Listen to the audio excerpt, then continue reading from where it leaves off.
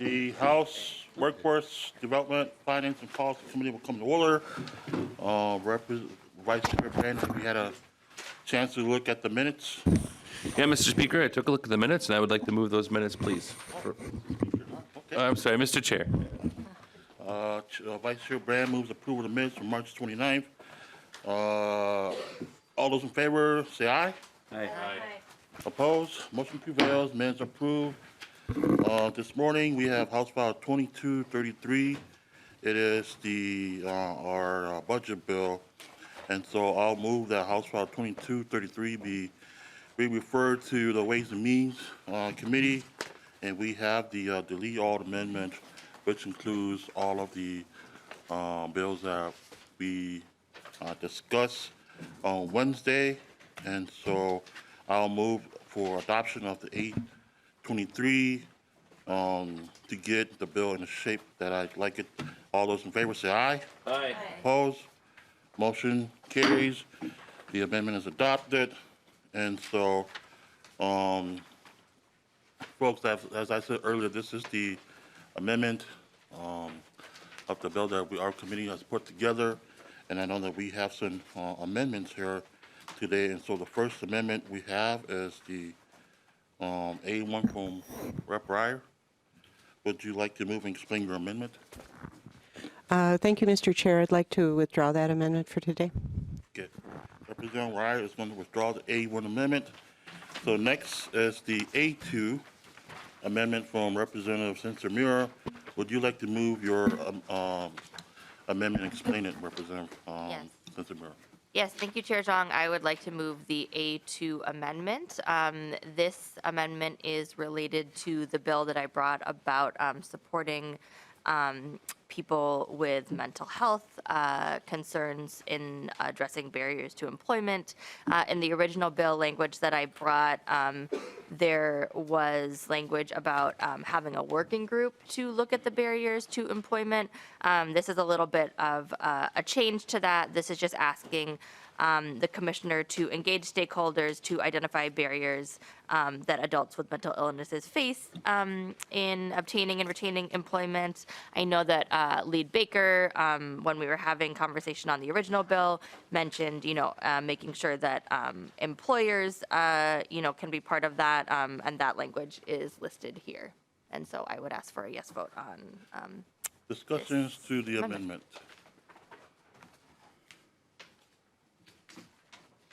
Seeing none, all those in favor of the A2 amendment say aye. Aye. Opposed? Motion prevails and the amendment is adopted. Next is the A3 amendment from Lead Baker. Lead Baker, would you like to move and explain? Yes, Mr. Chair. And before I do that, Mr. Chair, are we still planning on hearing some bills that we didn't hear earlier from folks that, landed in our committee that I just want to, not sure if this is the right place to ask it, but I just want to know, is that still the plan this morning, Mr. Chair? Deed is here. I'm assuming we're going to have time for Deed to present. Okay. So they'll be doing Well, that. we need to hear the bills that are in our bill that we never heard. So, thank you, Mr. Chair. Let me get to A3 here, please. Let's see. There it is. Thank you. So, Mr. Chair and members, I wanted to readdress the one of the missing components that a bill that was heard here was from Representative Joe Schumacher, and it is regarding the pilot project that we had heard about that is happening in Southwest Minnesota. I really felt, really strong about that project. I thought it was $700,000 that I thought would go to a very needed thing in Southwest Minnesota. It's a one-time funding, funds a pilot project.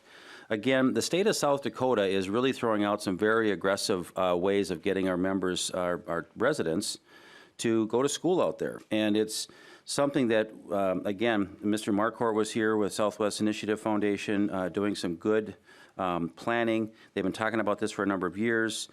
This pilot project would involve DEED, Southwest Initiative Foundation, the local workforce development boards, the Minnesota West campuses. There's 7 of them in the lower area of Southwest Minnesota.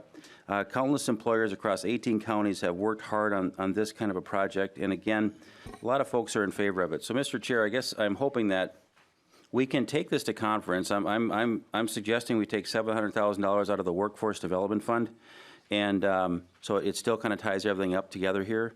But I hope that we can take it to conference and have further discussions about it so that it doesn't kind of get left behind. I think if we don't do these kinds of things in an area that is bleeding for more folks to kind of stay in our region, this is going to really hurt us. So for rural Minnesota, I hope members can support this kind of an amendment. Again, it works through a fund, just what workforce development is supposed to be doing. So I hope that you see this as a very reasonable and friendly amendment, Mr. Chair, and I'll take any questions. Discussion. Vice Chair Brand. Okay, thank you, Mr. Chair. My question with this is, we heard the bill, and we're bringing this now to the committee, and it's coming out of the Workforce Development Fund, which is fine. My question, I guess, is, so we're going to spend $750,000 in this pilot program, and this is just for kids to go to, or for young adults to go to college. What about the trades? What about certificate programs? What about things like that, Lee Baker? Lee Baker. Mr. Chair, I don't know if I have anybody here that can speak to this or not. Oh, yes, if I could have a testifier come up, just a little bit more clarity, if that's all right, Representative Brand and Mr. Chair. Oh, no. Thank you very much. I want to make sure we get the testimony correct here today, so thank you. Welcome, committee. Please identify yourself for the record and proceed. Thank you, Mr. Chair. For the record, Eric Simonson, lobbyist with Flaherty and Hood, representing the Southwest Council of Mayors. And to your question, Representative Brand, the program is not designed specifically for two-year degree programs at these campuses. It's designed to cover any certificate program, any kind of program that the school offers, either on the credit side or the non-credit side. The criteria is meant to be defined by the workforce development boards in respect to what are the high-demand occupations on any given year. Vice Chair Brand. Yep. Thank you. So do we have a list of those in high demand programs that we need people in the workforce for that we aren't getting through other scholarship opportunities? Mr. Erickson. Mr. Chair, Representative Brand, that's a very good question. This is the one that really brings in the expertise of the local and regional workforce development boards. The bill itself requires those boards to submit this information to SWIFT and Minnesota West on an annual basis, so that we're adjusting annually just in terms of what the demands are with each of the individual employers within the Southwest footprint. Vice Chair Brand. Thank you, Mr. Chair. Thank you very much for the information. I appreciate it. Chair Becker-Fenn. Thank you, Mr. Chair. And I'm wondering, Representative Baker, there's mention of both the Lower Sioux Indian community and Upper Sioux community at the beginning in the definition of the Southwest Initiative Foundation, but then there's no further mention of them. And I'm wondering, have they weighed in? Do we have a letter from them? I'm just wondering if you can speak to the involvement or where the tribes in this area are at on this proposal. Lee Baker. Yeah, Mr. Chair and Representative, that's a really good question. I don't have those letters with me. Again, I may want to defer to my testifier if he could. I don't know if we've got any letters from them. I know there are folks in the Lower Sioux may certainly want to be a part of this, or have a letter of support. Mr. Simonson. Mr. Simonson. Thank you, Mr. Chair. Representative Becker-Finn, another excellent question. On page 1 of the amendment, we're just simply defining what the footprint of the Initiative Foundation is, and that includes both the upper and lower Sioux community as you referenced. So any of those counties and both of those communities would be included in this SWIFT footprint, if you will, and eligible to participate. Chair Becker-Fenn. Thank you, Chair Xiong. I know you listed them, but have you had meetings with them? Are there letters, but we just don't have them? What is the actual involvement been? Because I don't think it's enough to just name a tribal nation without actually engaging. Mr. Simonson. Mr. Chair, Representative Becker-Finn, that's good. We don't have a specific letter from any of the counties or either of those communities, but SWIFT and Scott Marquardt, I think, mentioned it when he was here a couple of weeks ago when we had the bill up in committee, that they're in constant conversations with all of these folks in the community, including the ones that you're referencing. But I don't have a specific letter in support, but certainly they would be included as part of the SWIFT footprint. Chair Becker-Fenn. Final follow-up, Chair Xiong, and I just think we have to be careful. I hear a lot of people who are in constant conversation with our tribal nations. And I just think we have to actually hold them up as the sovereign nations that they are, and make sure we're engaging in a really respectful way and careful about including folks who they got to be involved in the actual work. They can't just be listed in a program. So thank you. Representative Frazier. Thank you, Mr. Chair. Representative Baker, I'm not a tax guy, so I'll start with that. But I was looking at line 4.12 in subdivision 10, the local employer scholarships tax credit. Have there been any conversations with Chair Gomez and taxes about how that impacts? Or I guess my question to the chair is, would this need to be discussed in taxes as well? Lead Baker. Mr. Chair, Representative, I have not specifically had a conversation with Chair Gomez about this. I think, again, we bring a lot of ideas through this. Again, I'm hoping that setting up a program like this can be identified and maybe brought to conference committee so we can examine it further. Every year that goes by is another year that we fall further behind with our neighboring states. So I'm hoping that if we just at least take it to conference, if we can work on it as it continues to move along, if we can't find a good way to get the tax policy set up, if it's complicated, if it's not, we do these things kind of all the time. I think, at least I assume we do in some ways with our friends at Southwest. They have thought this through. This is something that they should be able to set up. And again, I would just ask the committee to work this thing through. Again, we are hopefully passing bills today that we didn't even hear, and we want to hear this one move along. At least I would suggest that would be our goal today.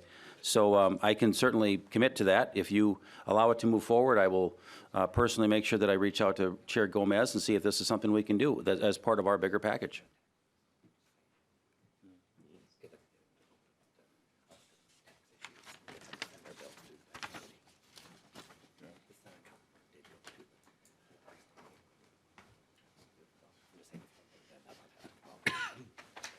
Let's see if Baker wants to take it over.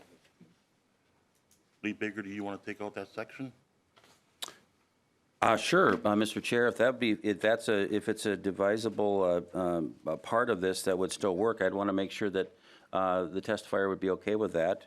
And that is, if I understand it correctly, it would be 4.12 section. To 4 point, 4.12 to 4.17. I'm sorry. Before Yeah, it just, 4.20. to Yeah, delete entire subdivision 10 and renumber the subdivisions in order. Sure, Mr. Chair. I would like to, let's see, move or make the motion that we remove section subdivision 10 from the bill and renumbered as prescribed by the nonpartisan. all those in favor of the motion? Aye. Those opposed? Motion carries.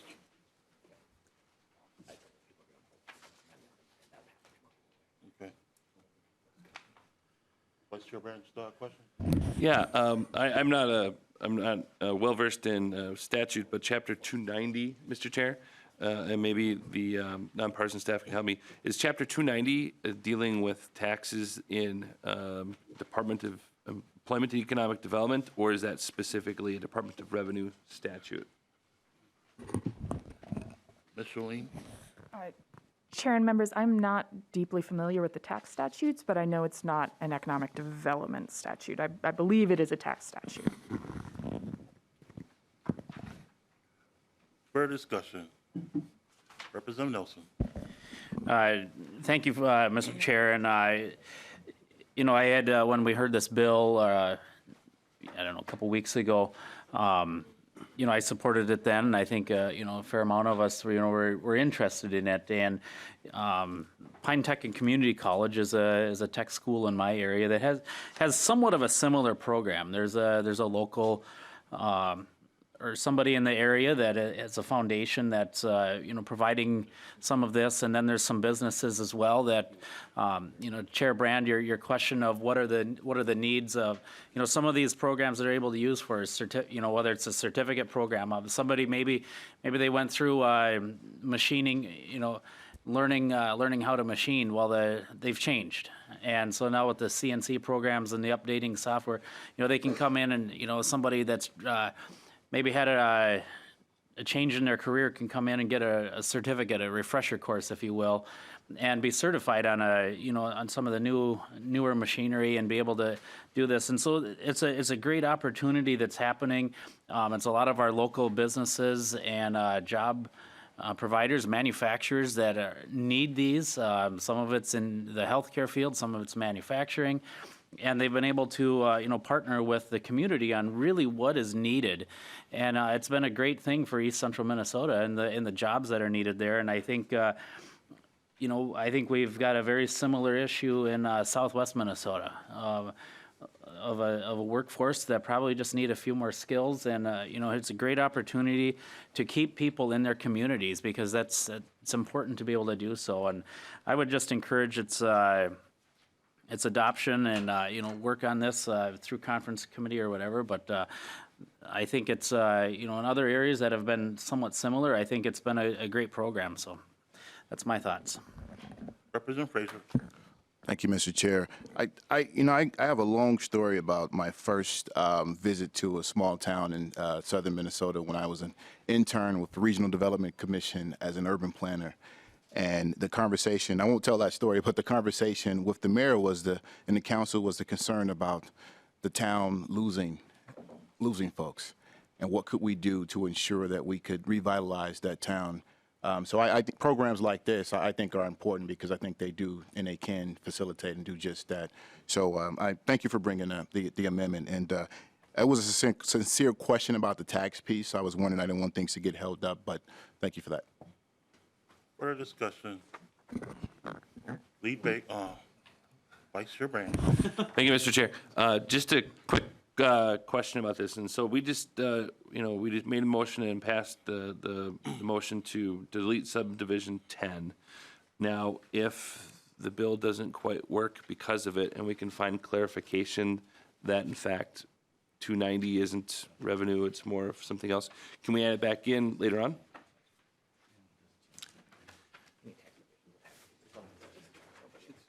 Vice Chair Brand, I'm told that any tax provision here would have to be in a tax bill. Okay. So if we were to pass this with that division, then our whole bill would have to go to the tax, and we won't meet that deadline. Okay. Lead Baker. Mr. Chair, thank you. And again, thank you, Representative Brand, for the question. I think what my attempt here today would be then to, if the committee recognizes this might be a problem, we don't have enough answers to really kind of dive into that chapter.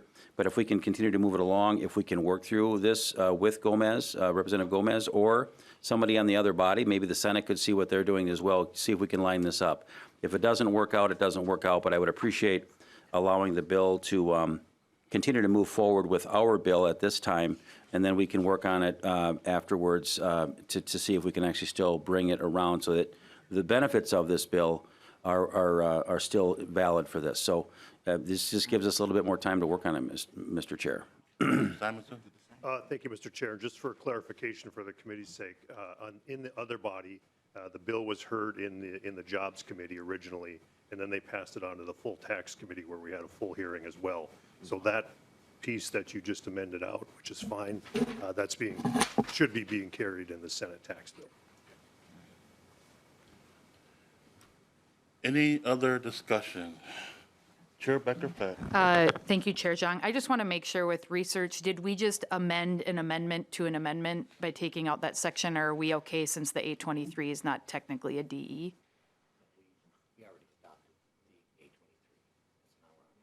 Okay, I just want to make sure we're not running into any problems, so I just wanted to double check with. To answer your question, yeah, I'll just start right here. We adopted the 823, so the bill is in front of us as amended. These are amendments to that bill that we already amended. So this does give us the opportunity to amend this amendment. We adopted the DE already. For this reason, for reasons like this. Because we can't go 3 tiers. Further discussion. I wanted to double check. Any more discussion? Okay, Lead Baker, if I can get a commitment from you to work on that, work out all these kinks. Mr. Chair, you have that commitment, and thank you for allowing us to spend some time on this today and to try to get it right. Again, I'm glad to hear that and with your testimony that it is being identified in the tax committee and the other body. We will work on this as well, Mr. Chair, so I appreciate your consideration today, members. All those in favor of adopting A3, say aye.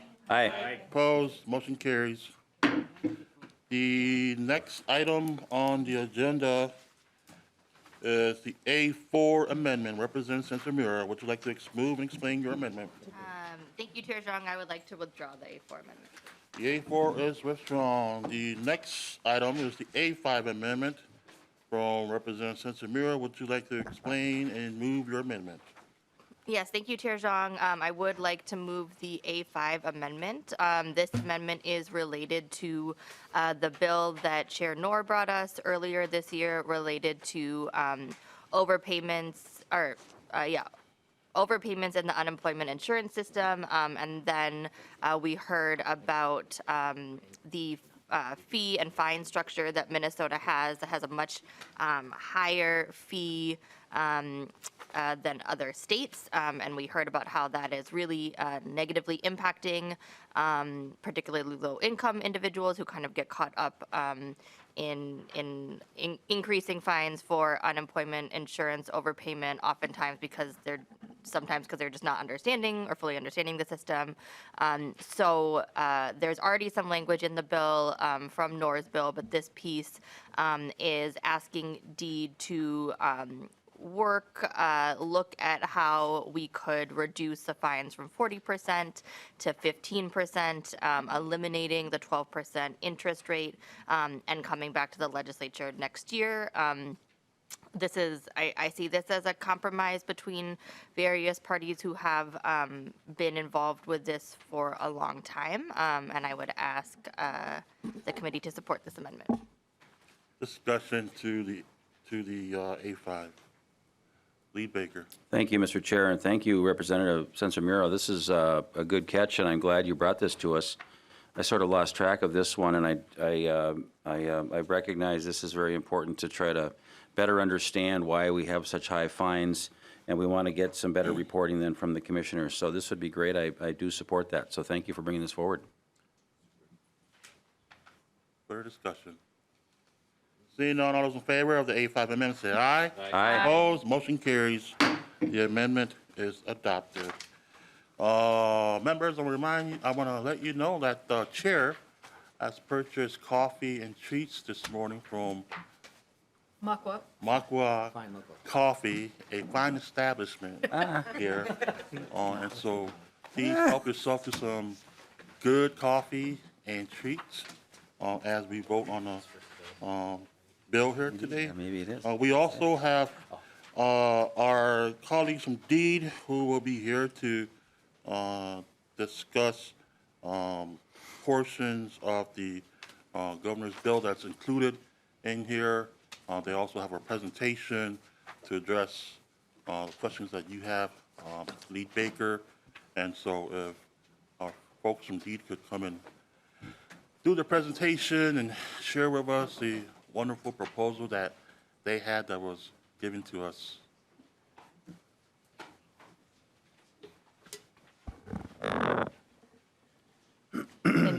Mr. Chair. Chair Becker-Flynn. Thank you, Chair Xiong. While they're setting up, the roast of coffee that I brought today is Ethiopia from the Yirgacheffe region, which, if you're a coffee nerd, is one of the best regions to get coffee from. So please enjoy.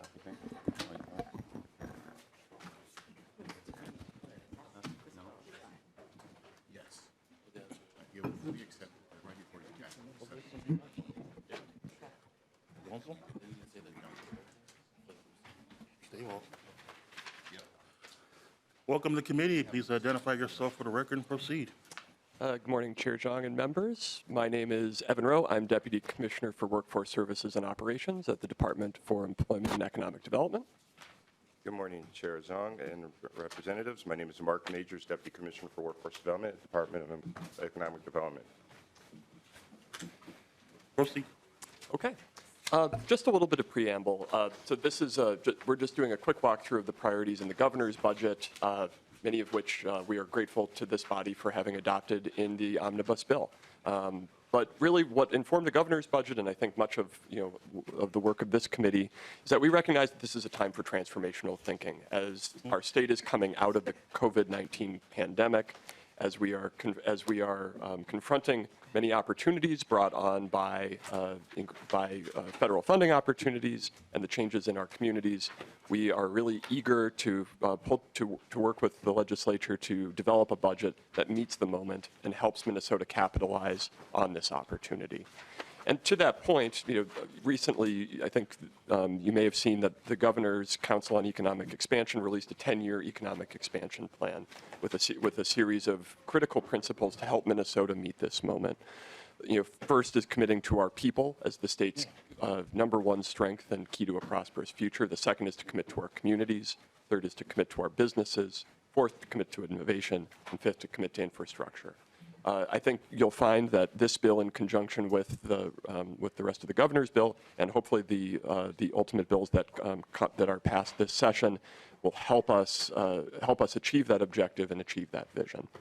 With that, I'm going to turn it over to my colleague, Mark. Go ahead, Commissioner Majors. Thank you, Chair Xiong, and good morning again, members of the committee. Mark Majors, Deputy Commissioner for Workforce Development. So the first one we're going to start with, well, let me start. We're at a critical time for workforce development in our state with over 200,000 job vacancies and an unemployment rate hovering around 3%. We need to start as a state looking at meeting the moment for now, but also looking at the future and what our future workforce needs are going to be. We think that these priorities that are outlined in the governor's bill are moving us in that direction. So the first one is the Drive for 5 fund, which is a fund that's looking at investing funds into 5 key categories, 5 key sectors, I should say: technology, care professionals, education, manufacturing, and also trades.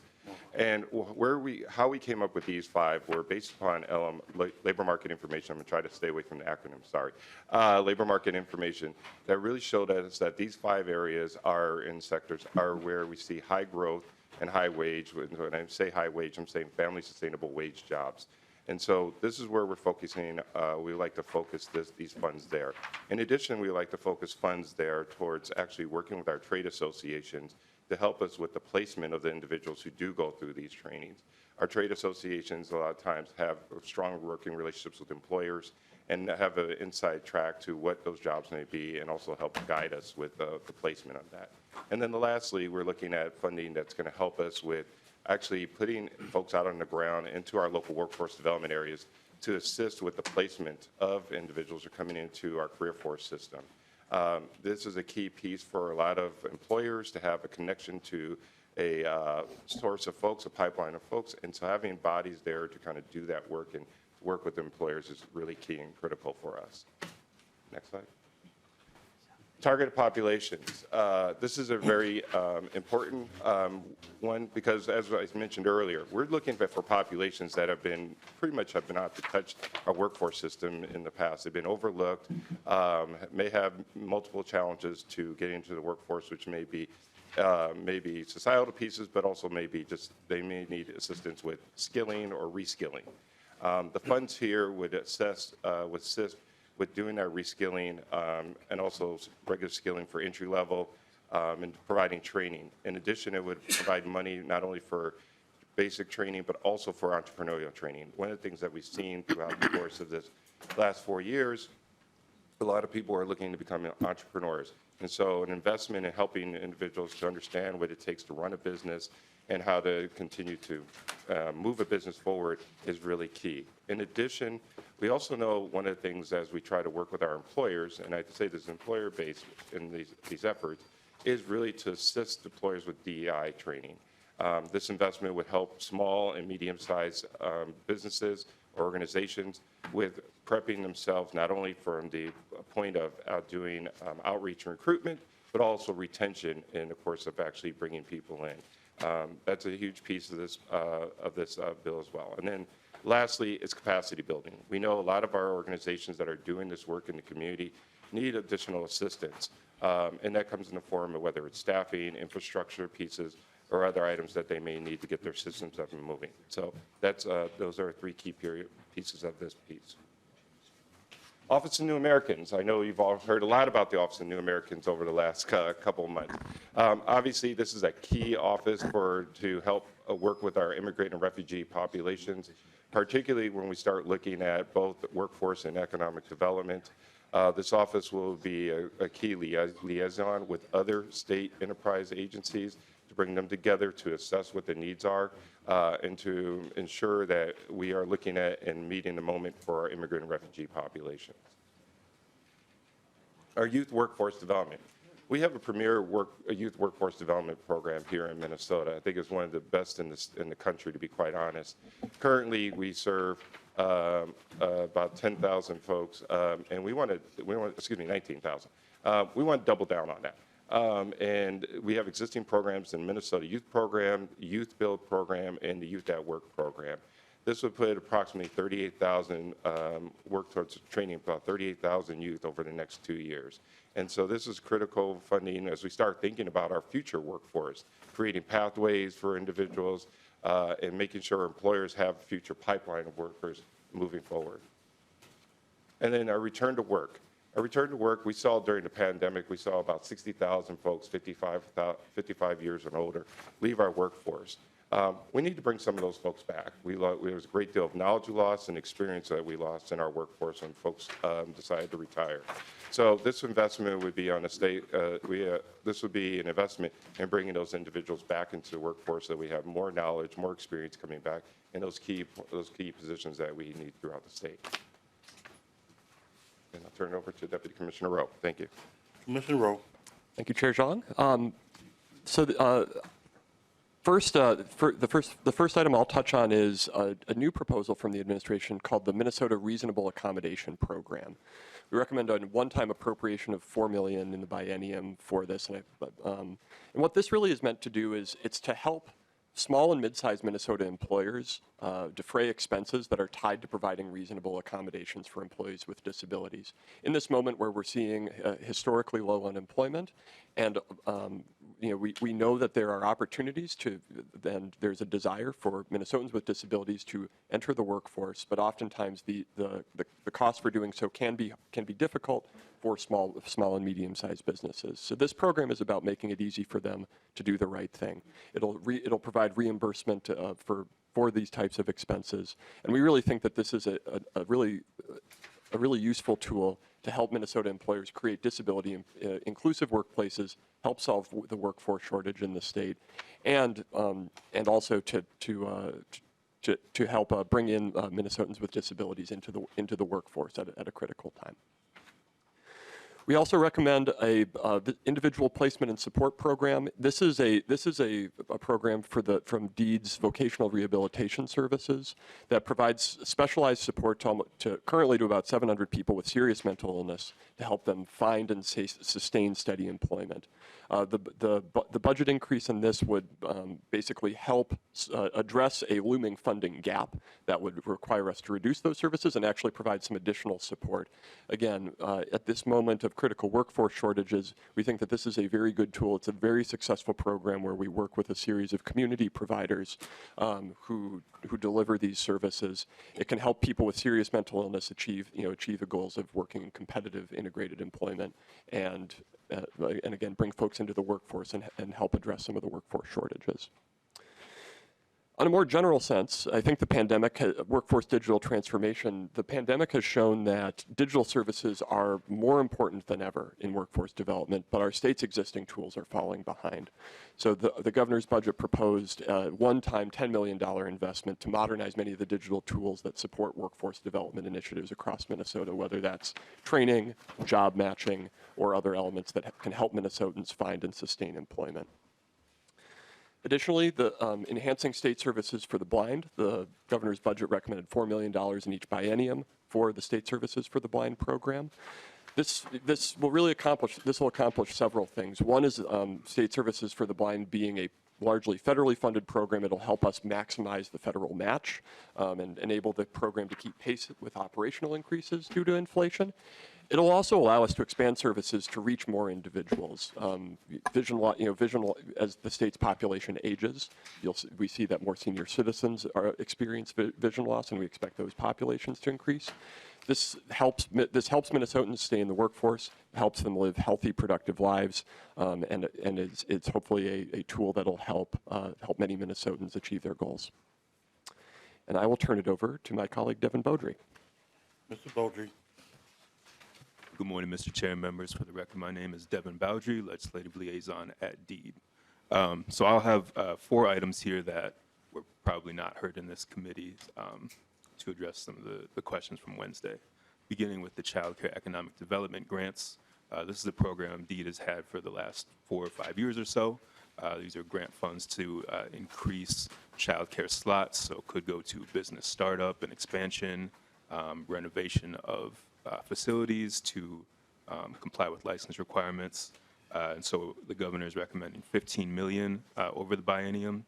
Of that $15 million, $10 million would be for the grant program, and $5 million would go to the Minnesota Initiative Foundations to also be partners in this child care work. And they've been partners in the past, and we estimate that this will pull together provide up to 6,000 child care slots. I know Vice Chair Brand has had some statistics before about the deficiency statewide, and it's a huge number. Similar to that, we are proposing an Office of Child Care and Community Partnerships. Currently, we don't have a designated point person on child care at DEED, but if there's any constant across all the conversations we have, whether it's workforce partners or economic development partners, child care always comes up. So having that front door, that person that's focused on coordination of child care programs and planning and technical assistance with external stakeholders, as well as with DHS, with the Children's Cabinet, is very important. Next, this was hinted to on Wednesday. It's the Energy Transition Grant Program. There are several communities across the state with coal-powered plants that are retiring, and those plants in some communities make up a huge amount of tax base of the jobs. So these would be planning dollars to help diversify the economy, do land use studies, and really figure out how to make up that gap in tax revenue that will be missing. And lastly, this is an item that came out of the revised budget. It's the Destination Medical Center modifications. This is just to clarify that Destination Medical Center could claim transit aid, as particular as it relates to buses, bus charging stations, and some other pieces. And there are some fiscal implications, which is why it's, I believe, $3 million each year of the biennium. And it would also clarify that any local match to claim transit aid would carry over into the next year and be counted as well. And I believe that is all we have. Discussion, Representative Censor-Mira. Thanks. I have a question about the Office of Child Care and Community Partnerships. Just wondering why this office will be at DEED rather than the new Department for Children and Families that I know we've heard a lot about this session. Mr. Baldry. Mr. Chair, Representative Censor-Mira, I think it's possible that it could be shifted over if that's something that does inevitably become real and created. I don't know a whole lot about the technicalities of that, but I think I've seen that with that new department, there would be some new positions and some repurposed, and I don't know, that maybe this becomes part of that discussion.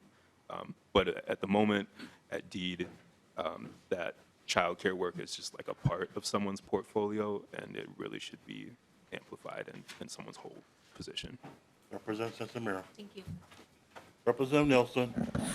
Yeah, thank you, Mr. Chair, and Representative Censor-Mira, I think, brought up a good point or good question of, is it, and I'm just kind of wondering along, kind of piggybacking off of that, is there duplication? Because we've heard a lot. I serve on Children and Families, and I believe, I'm trying to remember what all committees we serve on together, but it's kind of starting to blur together.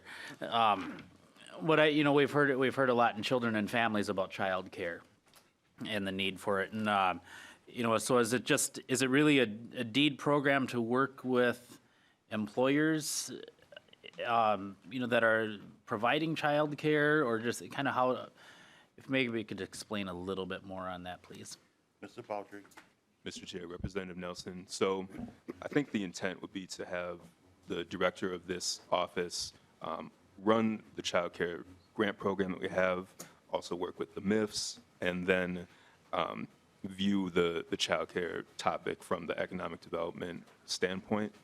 We do hear that some businesses want to provide their own child care, so providing TA, having that expertise, it would not really cross into sort of like the licensing and CCAP and all of that stuff. So purely an economic development focus here. Representative Nelson. Thank you. Lead Baker. Thank you, Mr. Chair, and testifiers, thank you for being here today.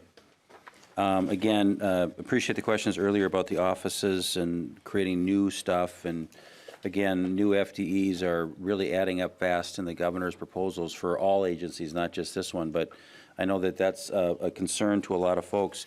My question might be maybe to Mr. Rowe about the destination medication centers, or, oh, I'm sorry.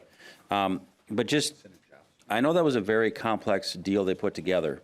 I think it was on the very, I came in on the very tail end of when that was just kind of getting approved and moving forward.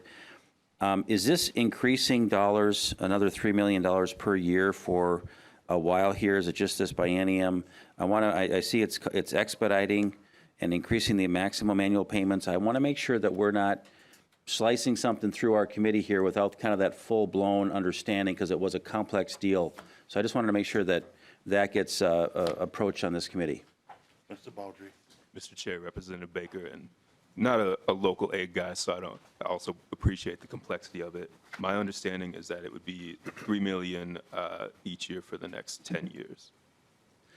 Lead Baker. So, Mr. Chair, and is this new money now on top of what was already agreed to? So this is adding to the state's commitment to the Destination Medical Center? So I want to know that we're increasing that, and are there, in your knowledge, are there other areas in the state government that we are increasing that previous agreement on top of the funds that had been promised before?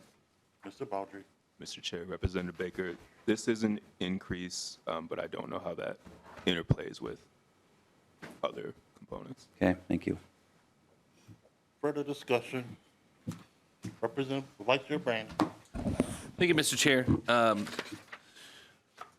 There's a lot of things in here that are really good. I wish we would have had more time to digest this stuff before we take the final vote on the bill. I think that it's kind of unusual that this close to final meeting of a committee that we would have this type of a presentation. I just wanted to point that out. I have a couple of questions for you. The first one is about the Office of New Americans. Do we have any data from maybe the demographic or the demographer, the state demographer, or something like that? What are we looking at in terms of influx of people that are new Americans to Minnesota for the workforce? Do we have any data that shows how much we can expect to kind of relieve the workforce challenges that we obviously have across the country, but of course in our state as well? Commissioner Majors. Thank you, Mr. Chair. Thank you, Representative. There is data available through the demographer's office, and I'll be glad to obtain that and provide it to the committee. Okay, great.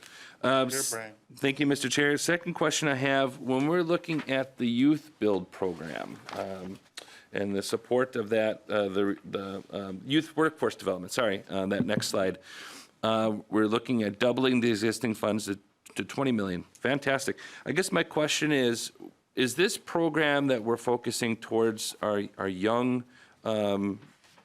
Minnesotans, are we looking at that in terms of filling gaps, or are we kind of also providing some incentive or some support to create more entrepreneurs here in Minnesota? Commissioner Majors. Thank you, Mr. Chair. Representative, I think that's an interesting question. I mean, I think we are probably at the lowest point in terms of our having a workforce in the state's history. And demographer's probably spoken to that in the past. Mm-hmm. And we need to prepare our workforce to help move us forward. I think that there are certainly, obviously, there's gaps now, right? There's 200,000 job vacancies in the state.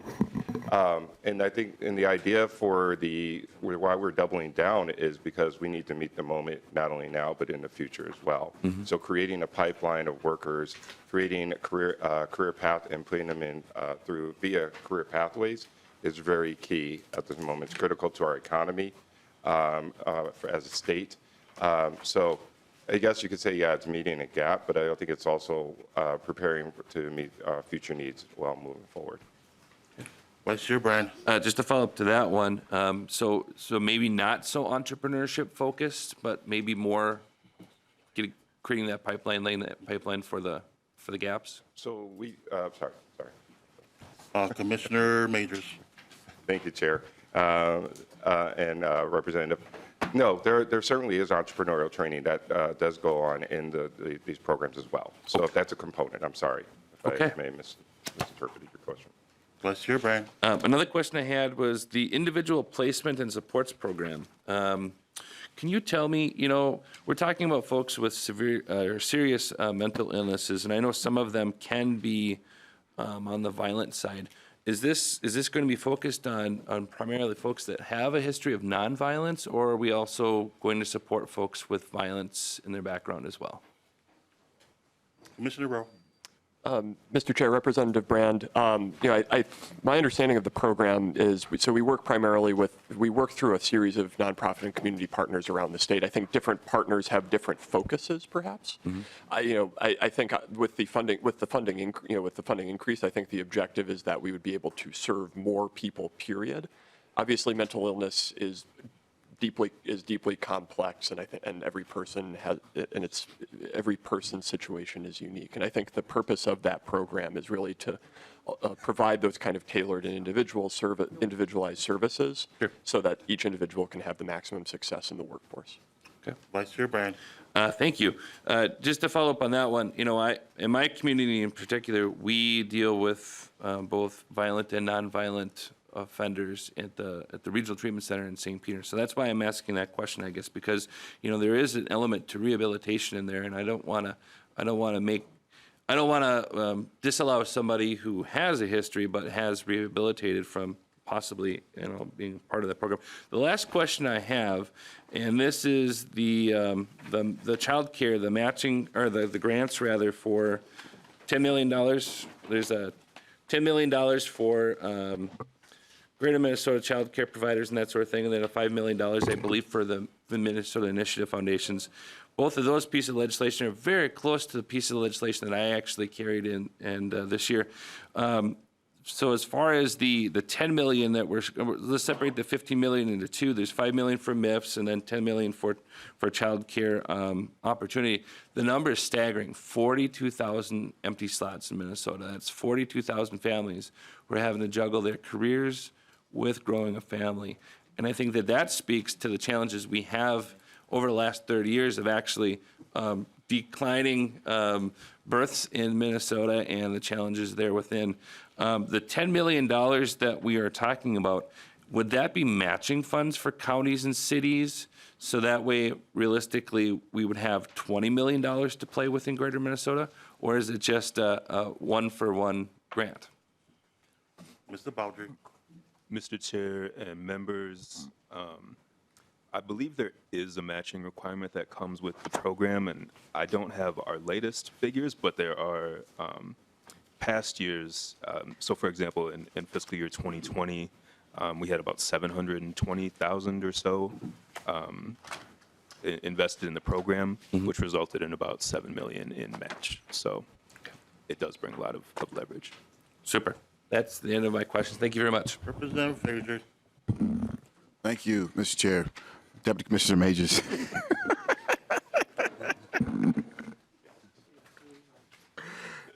Playing musical chairs.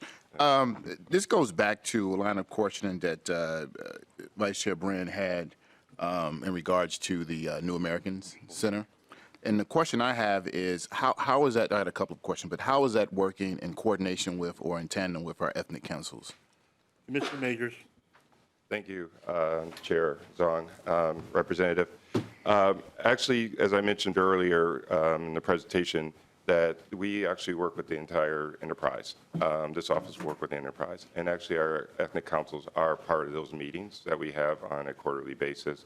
In addition, that the current Assistant Commissioner for Immigrant and Refugee Affairs meets with those ethnic councils on a basically a monthly basis, just to check in and make sure that we're all on the same going down the same path in terms of doing the work.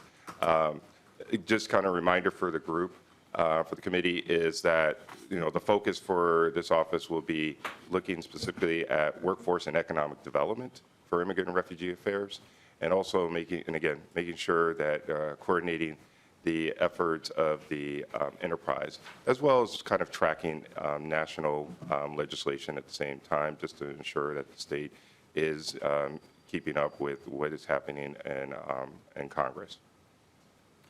Representative Frazier. Thank you, Mr. Chair. Thank you for that answer. And did I hear you right?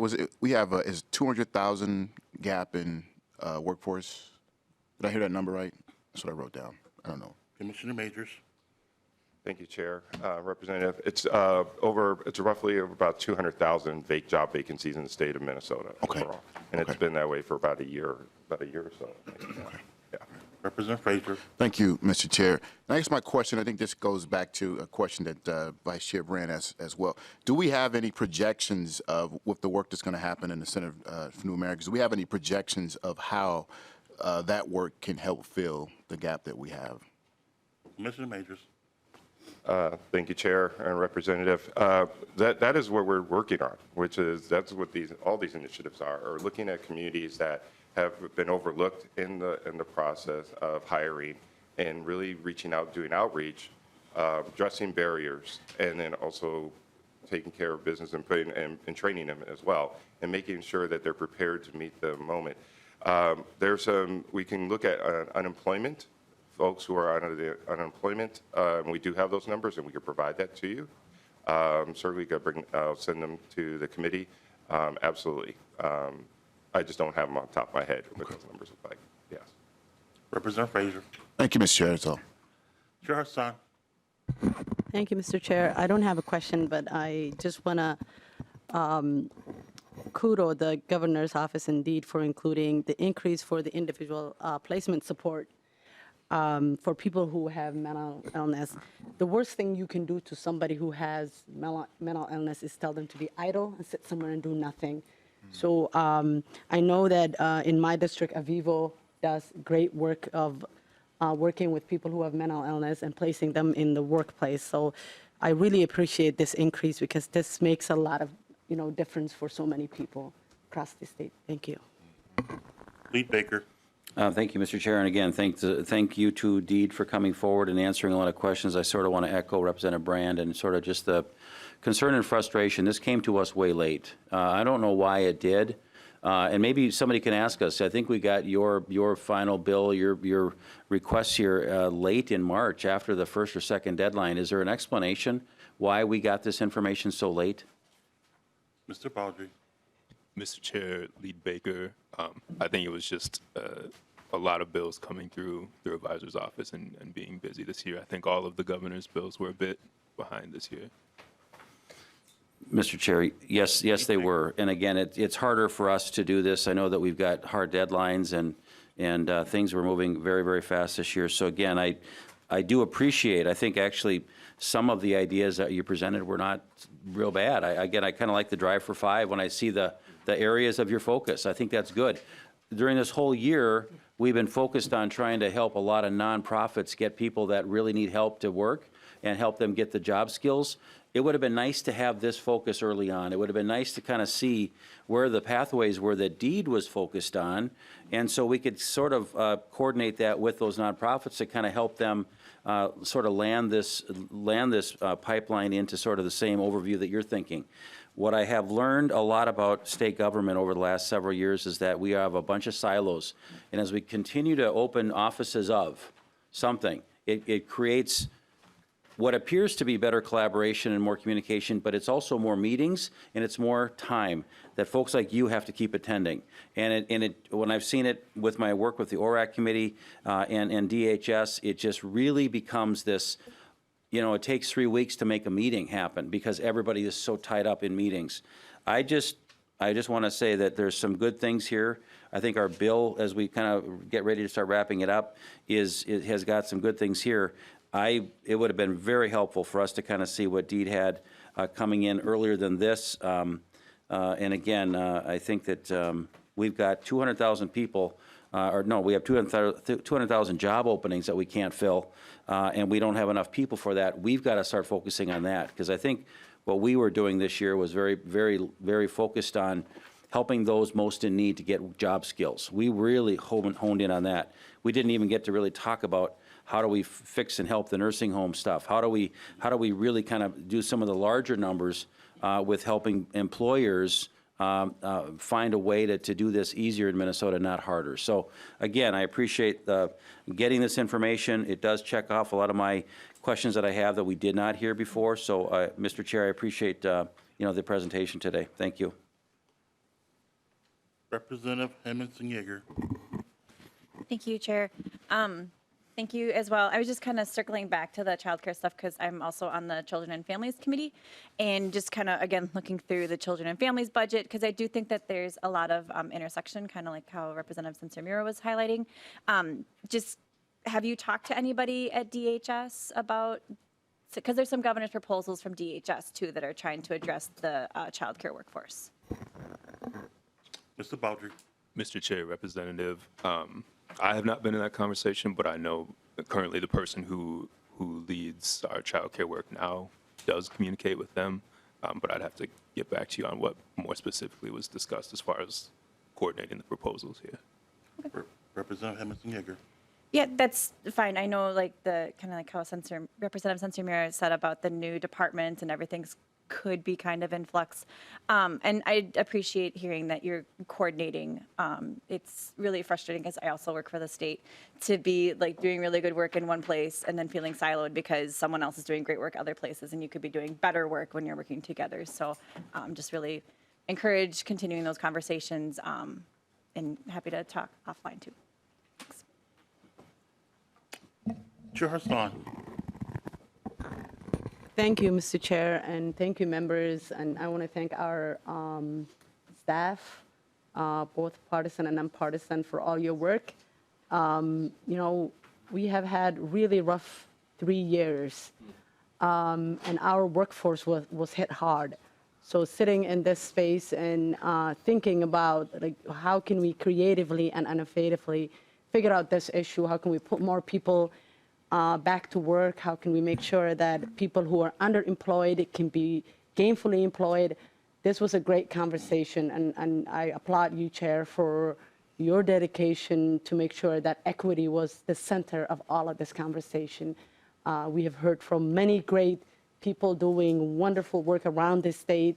Some of my highlights in this committee was when we heard from young people, specifically one young woman from Pillsbury United who wants to go to Howard University. That will stay with me forever, and wants to become a psychologist and come back to her community and serve her community. So this was great experience. It was also,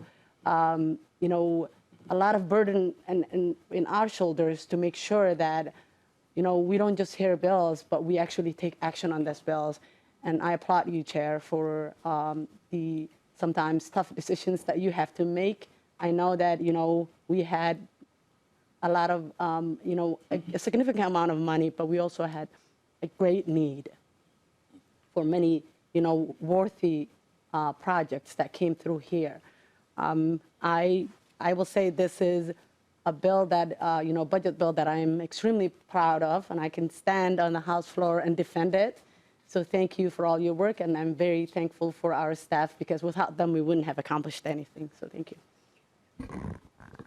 Thank you, Chair Hassan. Vice Chair Brand. Thank you, Mr. Chair. I just wanted to also echo some of the same things that Chair Hassan said. I am really proud of the legislation. I'm really proud of the fact that we allowed those doors to be open to so many diverse opinions and so many diverse ideas and opportunities for the workforce here in Minnesota. 200,000 open job vacancies is a daunting amount that we need to work on. Some of that, unfortunately, will probably never get filled just because we just don't have the workforce. And I think that's a sentiment that I think is is best served by saying, I think we really ought to really force our federal partners to reevaluate our immigration reform policies in this country, to allow more folks the opportunity to come to the state and across this country to help fill these jobs, to provide better opportunity in a more stable world for themselves and their families. You know, and I think that that's been the story of America for over 200 years. And so, you know, I think it's really imperative that we work with our federal partners, both the House, the Senate, even with our president, to get something done in a bipartisan fashion, because that's where we are right now at the federal level. To go back to the opportunity here in Minnesota, I really do think that providing more childcare opportunities equals more opportunities for people to not take 5 or 10 years off from their career path, to dive into their careers, to do things right. And I think that there are other opportunities that we're talking about here at the legislature to help our families in times of need, to take time away from the workforce, but not a full hard stop, quit their job. Just take time to take care of their family members that are dying, the family members that are sick, and their loved ones that really need that support when they need it. Back home in my district, I've got a lot of friends who have had a lot of serious things happen to family members, and they've had to decide, do I work or do I drop everything and take care of my loved one? And I'll tell you, 10 times out of 10, it's drop everything. And I don't know that that works for our workforce needs in Minnesota either. So I'm really looking forward to some opportunities to massage a final product that looks well for our state, that meets the need of our state. One constituent reached out to me not too long ago and said that they have paid family leave through the federal act for 3 months. But in the Mankato area, they will not take anybody that's infants less than 4 months. So what do we do for that 1 month in between?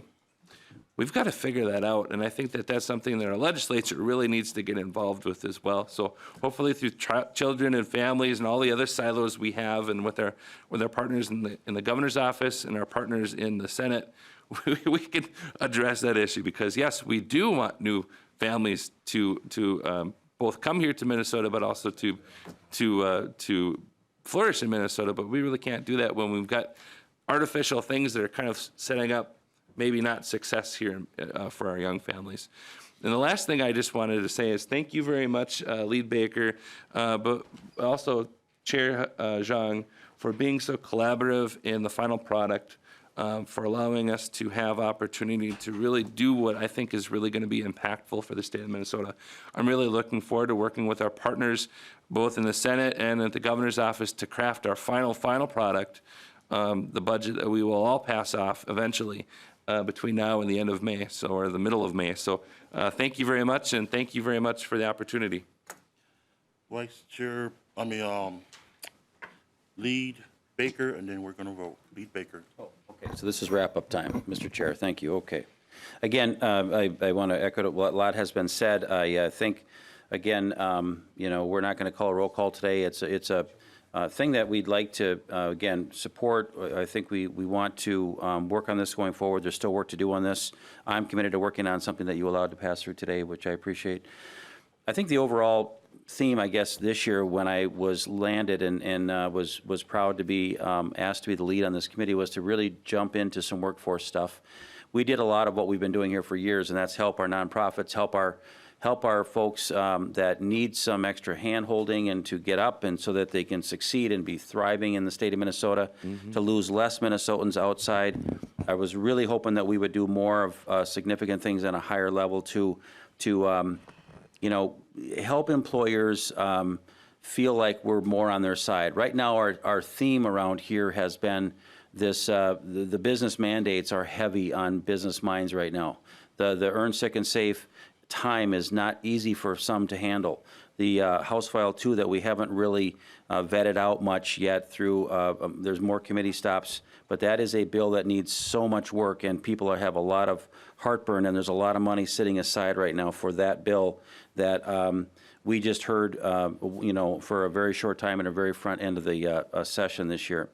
Again, I worry about just the expansion of jobs in the governor's proposals for all departments. There's like 4,500 jobs that they want to create throughout these offices.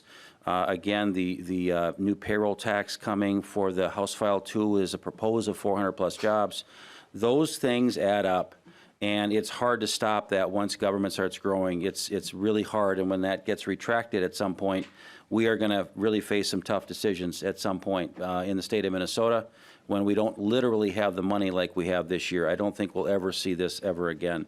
So, Mr. Chair, again, you've been really great to work with. You have listened. You have been always open to our phone calls. We've had good discussions. Again, Mr. Reese has been a great committee administrator. Thank you very much for all your help, as well as all the staff members. Our staff here, Casey, thank you so much for that, and our team. But again, thank you for all your work this year, and we look forward to working on making Minnesota a more friendly workforce place to be for job creators, and how we can continue to make Minnesota shine. So we look forward to continuing this work, Mr. Chair. Thank you.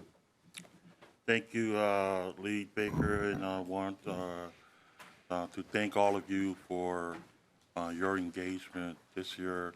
I'm not going to say much because I think you all have said it already, especially with what Chair Hassan and Vice Chair Brand have mentioned. But I do want to thank the community from all across our state who were here to share their stories, to tell us what their needs are.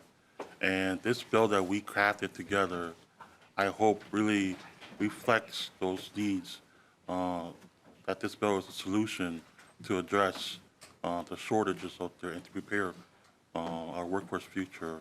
And so I also want to say we couldn't have done this without our staff, our nonpartisan staff, Ms. Cholene and Ms.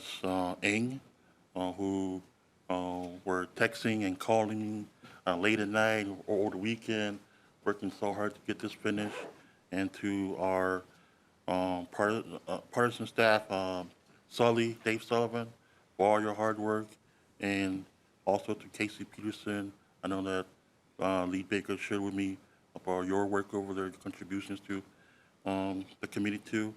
And also want to thank our committee page, Zach, who's not here today, but Nick, who has been here to help out a lot, and to our CLA Bonzi for making sure that my office is responsive and addresses, concerns from community.